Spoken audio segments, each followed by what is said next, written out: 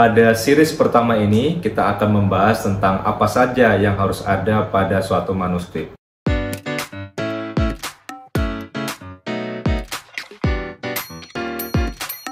Kita akan membahas dulu secara overview tentang bagaimana penulisan publikasi di jurnal internasional bereputasi, kemudian part-part krusial apa yang harus ada pada suatu manuskrip. Kemudian nanti kita akan ada membahas tentang proses review pada artikel di suatu jurnal, dan juga hal-hal yang harus dihindari pada saat proses review artikel. Kalau kita lihat di sini, ini salah satu contoh disertasi yang saya kerjakan pada saat saya S3. Nah, dari satu disertasi itu, ini bisa menghasilkan beberapa luaran atau beberapa publikasi. Tentunya tidak semuanya bisa kita masukkan ke jurnal yang bereputasi. Ada di sini misalnya satu luaran yang masuk di jurnal bereputasi, kemudian yang kedua di jurnal yang internasional biasa ya. Kemudian ada juga di book chapter yang terindeks. Kemudian ada juga menjadi paten, dan data dari penelitian kita bisa juga kita masukkan ke dalam suatu jurnal. Jadi bagi teman-teman sekalian yang memiliki tesis atau disertasi yang belum sempat untuk dipublikasikan, bisa kemudian memilah-milah luaran mana yang bisa kita masukkan ke outlet, baik itu jurnal, baik itu buku, paten, maupun data dari penelitian kita yang bisa kita publikasikan.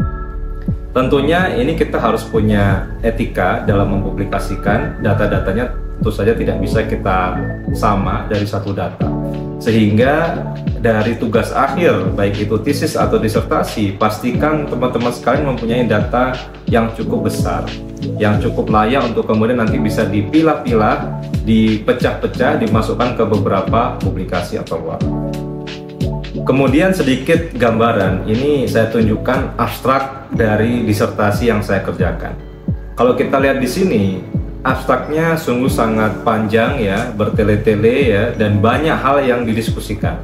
Tentunya ini bukan merupakan format atau gambaran untuk kita masukkan ke suatu jurnal. Kita bisa lihat di sini, ini merupakan contoh dari abstrak yang tadi di atas, abstrak yang ada di disertasi yang kemudian kita ringkas. Kita ambil hal-hal penting untuk kemudian kita submit ke dalam jurnal. Apa saja hal penting yang harus ada? Yang pertama tentunya tujuan dari penelitian kita. Untuk apa kita meneliti, untuk mengidentifikasi apa, menguji apa, di situ kita masukkan dalam kalimat pertama pada suatu abstrak. Kemudian yang kedua adalah data yang kita gunakan, pendekatan yang kita gunakan dalam kita meneliti ya.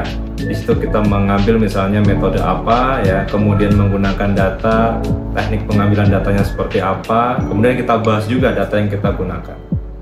Kemudian yang ketiga yang juga harus ada adalah metode yang kita gunakan, teknik analisisnya seperti apa ya, menggunakan metode apa.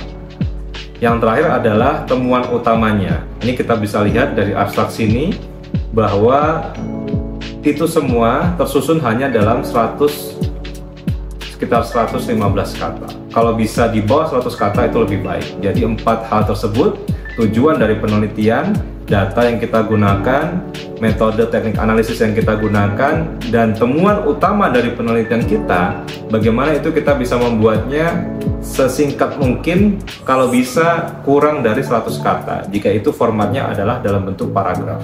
Tentunya tidak semua jurnal formatnya sama, ada yang dalam bentuk paragraf, ada yang meminta masing-masing poin ya. Kalau formatnya adalah bentuk paragraf, kita harus pastikan abstrak kita singkat dan mengcover itu semua. Bagaimana seluruh manuskrip, seluruh paper yang ada itu direpresentasikan dalam bentuk abstrak. Kemudian yang berikutnya adalah hal-hal penting yang harus ada pada manuskrip kita atau dalam paper kita. Hal yang pertama adalah motivation. Motivation ini selalu saya sampaikan merupakan hal penting yang dilihat oleh editor in chief ataupun reviewer dari manuskrip kita.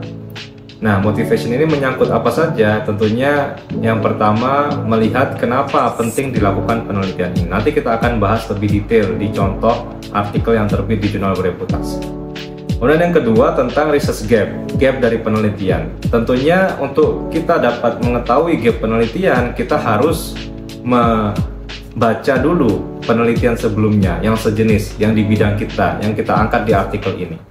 Kemudian kita identifikasi bagian mana yang belum banyak diteliti atau belum diteliti oleh peneliti sebelumnya. Yang itu bisa menjadi novelty. Untuk masuk ke jurnal bereputasi, replikasi saja tidak cukup, teman-teman sekalian. Jadi replikasi dari jurnal yang sudah duluan terbit dengan mungkin tempat yang berbeda, ya, kemudian dengan misalnya subjek yang berbeda, itu juga tidak cukup. Harus ada novelty yang benar-benar bisa bermanfaat, bisa sesuatu yang memiliki kebaruan, ya.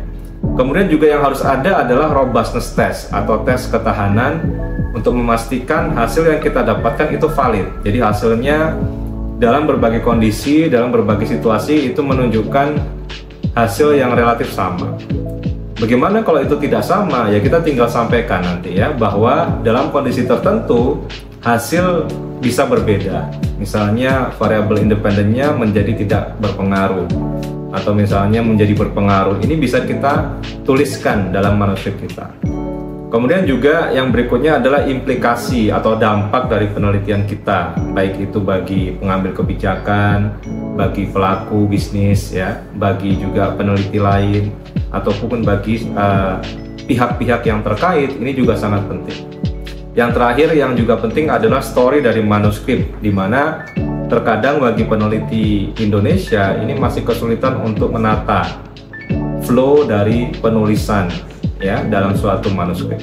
Nah, ini contoh dari artikel dari yang tadi ya, disertasi saya yang kemudian bisa masuk ke jurnal bereputasi. Dalam hal ini adalah di jurnal Pacific Basin Finance. Sebagai gambaran, untuk artikel ini dikerjakan ya kurang lebih setahun 2 tahun, dan proses reviewnya memakan waktu kurang lebih 13 bulan. Jadi bukan suatu hal yang mudah tentunya, apalagi untuk penulis pemula ya, atau yang amatir seperti saya. Bagi Bapak Ibu yang sudah pengalaman, tentunya waktunya bisa lebih cepat. Tapi bagi kita penulis yang baru pertama submit ke jurnal bereputasi, tentunya perlu waktu lebih lama, sehingga tidak bisa terburu-buru ya. Kalau kita bisa lihat di sini, dari pemilihan judul pun itu pun kita harus mengacu kepada jurnal bereputasi. Jadi sebelum teman-teman sekalian submit ke jurnal bereputasi, diusahakan mengutip, membaca banyak dari jurnal bereputasi, sehingga gaya penulisan judul, gaya penulisan abstrak maupun isi nanti mengikuti acuan kita. Sehingga apa saja yang harus disiapkan? Yang pertama tadi, kita harus banyak membaca, mendownload, mensitasi dari jurnal internasional bereputasi kalau kita mau sampai ke sana.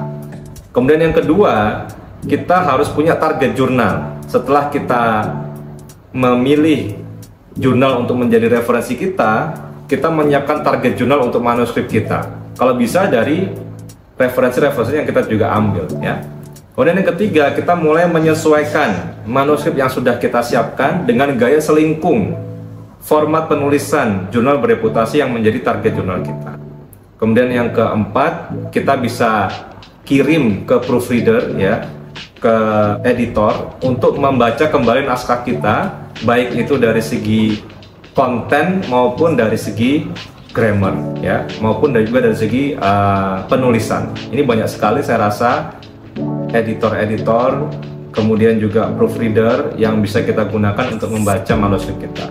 Yang kelima, kita submit ke jurnal yang kita pilih. Tentunya kalau bisa disubmit dulu jurnal yang lebih tinggi rankingnya, yang bereputasi. Jangan mulai dari jurnal yang rendah, karena kalau teman-teman sekalian mulai dari jurnal yang rendah kemudian di reject, ini akan menjadi masalah. Kemana akan disubmit lagi? Tentunya akan disubmit yang lebih rendah lagi. Tapi kalau teman-teman sekalian submit ke jurnal yang bereputasi dengan ranking yang cukup baik, maka kalau ditolak, di reject dan ada komentar di situ, kita bisa perbaiki untuk kemudian kita submit ke jurnal yang ada di bawahnya.